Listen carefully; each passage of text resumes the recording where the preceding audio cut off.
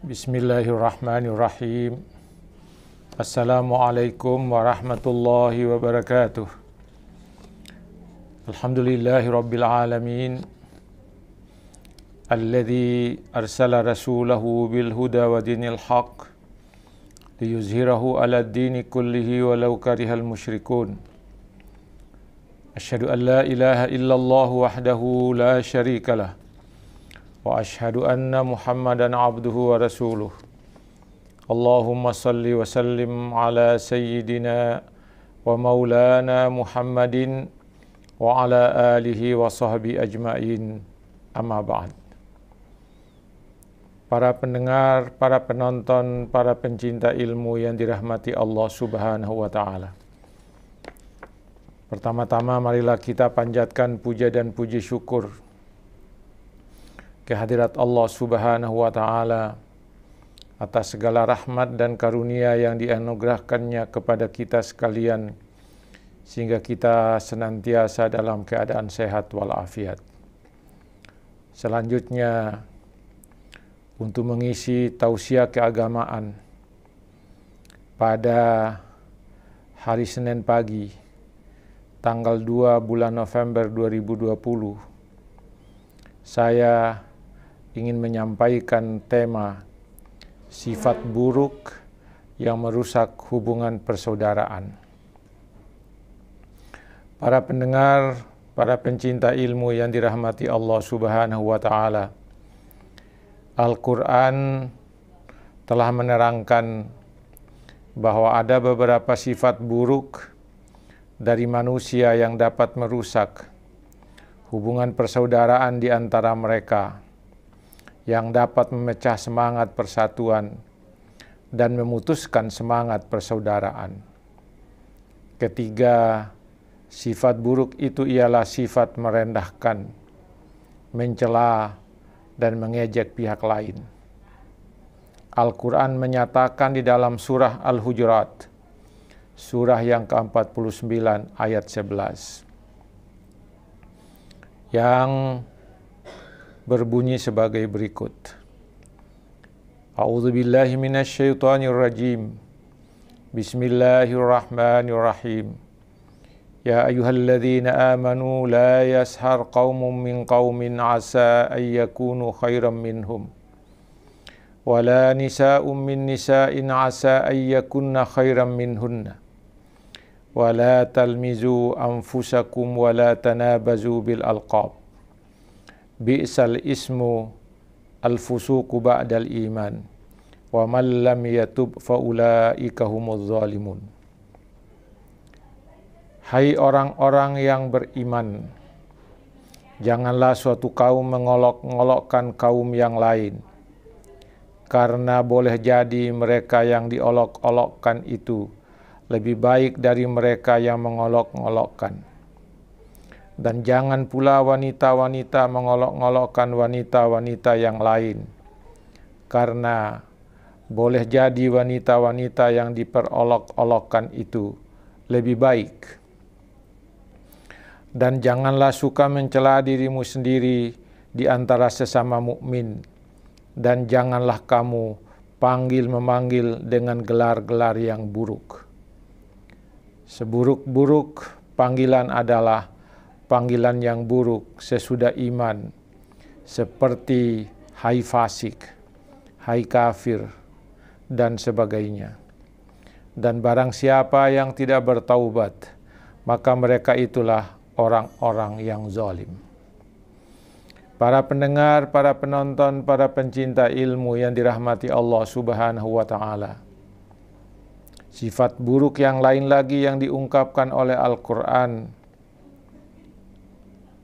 dan sangat berbahaya bagi persatuan dan persaudaraan, yaitu prasangka, kecurigaan, menggunjing, dan mencari-cari kesalahan orang lain. Sifat-sifat buruk itu dijelaskan oleh Allah di dalam Al-Quran surah Al-Hujurat, surah ke-49 ayat 12, di mana Allah menyatakan Ya ayyuhalladzina amanu jtanibu katsiran minadh-dhann inna ba'dadh-dhanni itsm wa la tajassasu wa la yaghtab ba'dukum ba'dha ayuhibbu ahadukum ay ya'kula lahma akhihi maitan fakarihtumuh wattaqullah innallaha tawwabur rahim.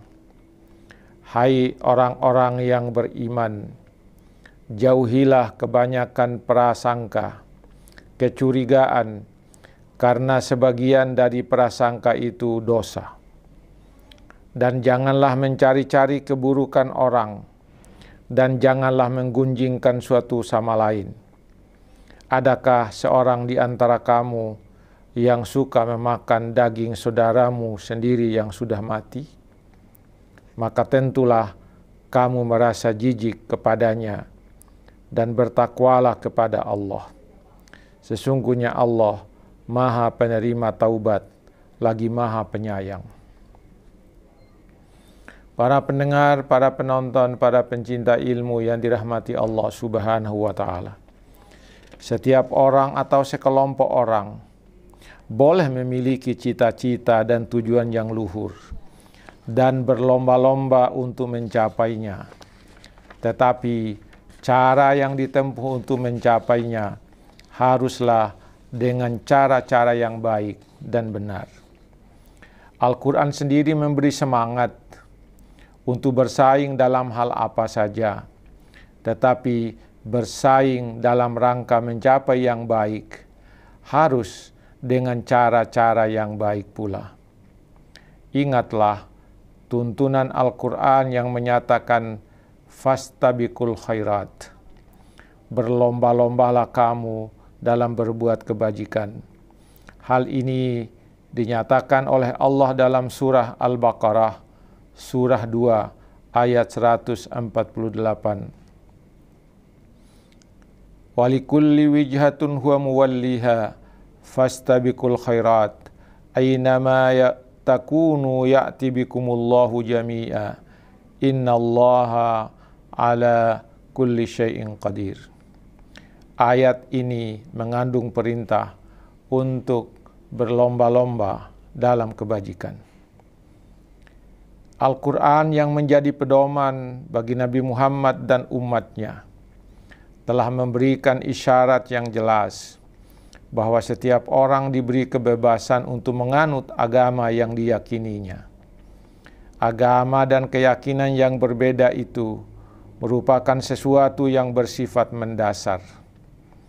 Ungkapan Al-Quran dalam surah Al-Baqarah ayat 256 yang menyatakan bahwa tidak ada paksaan di dalam agama memberi spirit kepada kaum muslimin untuk hidup bersama secara damai dengan kelompok masyarakat yang berbeda agama dan keyakinannya. Setiap orang atau kelompok boleh menganut agama atau kepercayaan yang diyakininya. Yang harus dilakukan secara bersama-sama adalah saling menjaga dan saling menghargai satu sama lain. Para pendengar, para penonton yang dirahmati Allah Subhanahu wa Ta'ala. Kehidupan suatu bangsa yang berbeda agama dan keyakinannya merupakan sunnatullah yang harus diterima. Di dalam Al-Quran dinyatakan dalam Al-Quran, surah Al-Ma'idah ayat 48. Walau sya'allahu la ja'alakum ummatan wahidah, walakin liyabluwakum fima atakum. Fastabiqul khairat ilallahi marji'ukum jami'a fayunabbi'ukum bima kuntum fihi takhtalifun. Kalau Allah menghendaki, niscaya Dia menjadikan kamu satu umat saja, tetapi Dia menyesatkan siapa yang dikehendakinya atas kehendaknya sendiri, dan memberi petunjuk kepada siapa yang dikehendakinya. Kamu sekalian pasti akan ditanyai segala sesuatu yang telah kamu lakukan.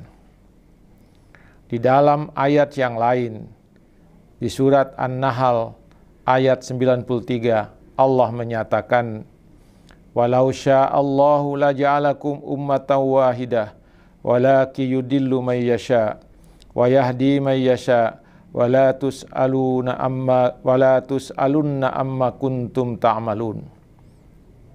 Dan kalau Allah menghendaki, niscaya Dia menjadikan kamu satu umat saja, tetapi Allah menyesatkan siapa yang dikehendakinya dan memberi petunjuk kepada siapa yang dikehendakinya.